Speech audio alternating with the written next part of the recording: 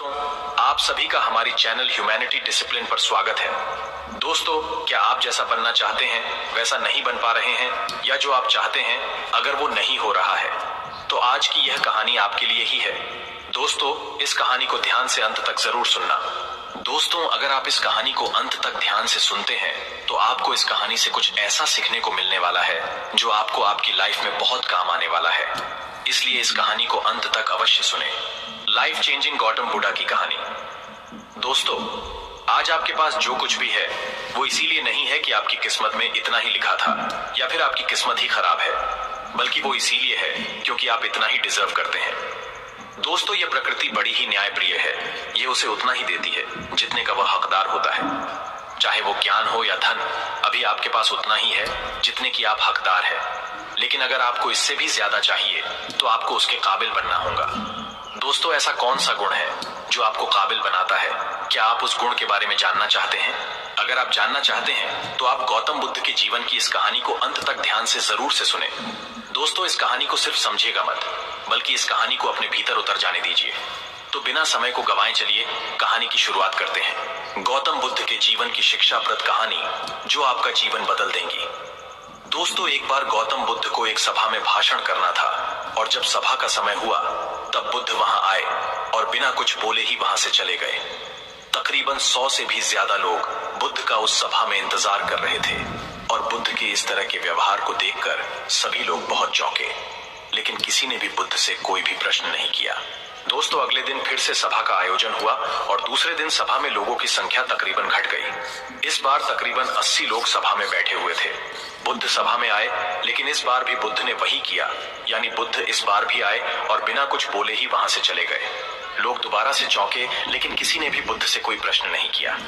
अगले दिन सभा का आयोजन फिर से किया, लेकिन इस बार सभा में लोगों की संख्या और घट गई। इस बार सभा में केवल 50 लोग ही आए हुए थे। बुद्ध सभा में फिर से आए और उन्होंने इधर उधर देखा और बिना कुछ बोले ही सभा से चले गए। उसके बाद कुछ लोग क्रोधित भी हुए, क्योंकि लोगों ने अपना काम छोड़ कर आए हुए थे, लेकिन किसी ने भी बुद्ध से कोई प्रश्न नहीं किया। अगले दिन फिर से सभा का आयोजन हुआ। दोस्तों, आप लोग जो इस कहानी को सुन रहे हैं, आप में से भी कुछ लोग मन ही मन ये कह रहे होंगे कि अरे कितनी बार सभा का आयोजन होगा, और आप लोगों को भी इस कहानी को सुनते वक्त इरिटेशन होना शुरू हुआ होगा।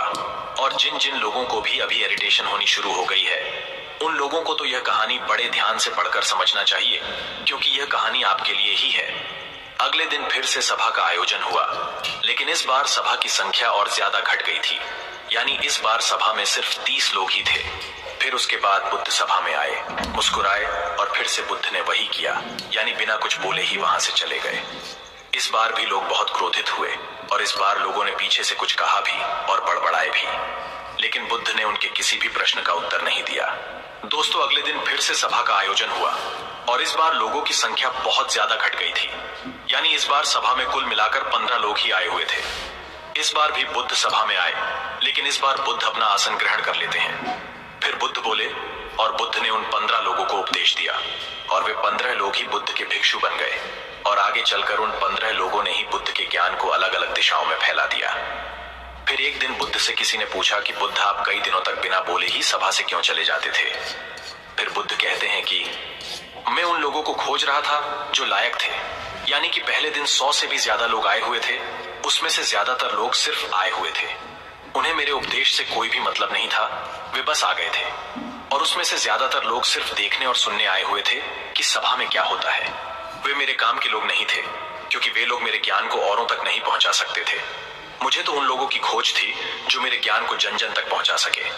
कई दिनों तक सभा से बिना बोले ही मैं इसीलिए चला गया, क्योंकि मैं यह देखना चाहता था कि वे कौन लोग हैं जिनके भीतर वास्तव में प्यास है। जिन लोगों के भीतर में वास्तव में प्यास थी, वे लोग अंत तक जरूर रुके, और जो लोग बस ऐसे ही आ गए थे, वे लोग पहले या दूसरे दिन ही चले गए।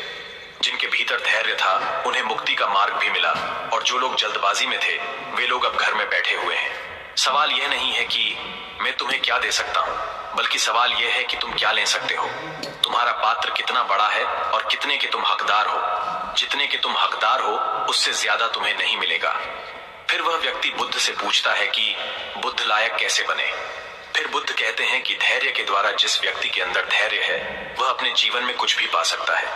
सभा में जितने भी लोग आए हुए थे और उसमें से अंत तक वही रुके जिनके अंदर धैर्य था। चाहे तुम्हारे जीवन में तुम्हारा लक्ष्य जो कुछ भी हो, लेकिन तुम बिना धैर्य के सफलता के चरम तक नहीं पहुंच सकते। फिर वह व्यक्ति बुद्ध से पूछता है कि कोई व्यक्ति अपने भीतर के धैर्य को कैसे बढ़ाए। बुद्ध कहते हैं कि निरंतर अभ्यास के द्वारा हम अपने भीतर के धैर्य को बढ़ा सकते हैं। जैसे कोई व्यक्ति जब ध्यान करना शुरू कर देता है तो उसका मन उसके सामने कई सारे अड़चने लाता है, लेकिन उसका धैर्य उसे एक दिन उसके लक्ष्य तक जरूर पहुंचा देता है। फिर वह व्यक्ति बुद्ध से कहता है कि मैं समझ गया, बुद्ध में समझ गया, यानी मुझे धैर्य के साथ निरंतर अभ्यास करने की आवश्यकता है। दोस्तों, अब आपको समझ आ गया कि आपके पास वो क्यों नहीं है जो आप पाना चाहते हैं, क्योंकि आप उसके लायक नहीं है। आप लायक तभी बनेंगे जब आप अपने भीतर धैर्य को बढ़ाएंगे। और धैर्य कैसे बढ़ेगा? धैर्य बढ़ेगा निरंतर अभ्यास के द्वारा। और अभ्यास कौन करेगा? अभ्यास करेंगे आप, तो फिर करते क्यों नहीं? दोस्तों, खुद से ईमानदारी के साथ एक प्रश्न जरूर पूछिए कि जो आप भविष्य में बनना चाहते हैं उसके लिए क्या आप धैर्य के साथ कर्म कर रहे हैं? दोस्तों, अगर उसका उत्तर नहीं है तो अपनी असफलता के लिए जिम्मेदार आप खुद होंगे। दोस्तों, आज की यह गौतम बुद्ध की शिक्षाप्रद कहानी आपको पसंद आई होगी तो नीचे कमेंट बॉक्स में यस जरूर लिखें और उसके साथ ही इस कहानी को अपने दोस्तों के साथ शेयर करना ना भूलें। अगर आपको हमारी वीडियोस अच्छी लगती है तो प्लीज हमारी चैनल ह्यूमैनिटी डिसिप्लिन को सब्सक्राइब करें और हमारी वीडियोस पर लाइक, कमेंट करें और हमारी वीडियोस को शेयर जरूर से करें।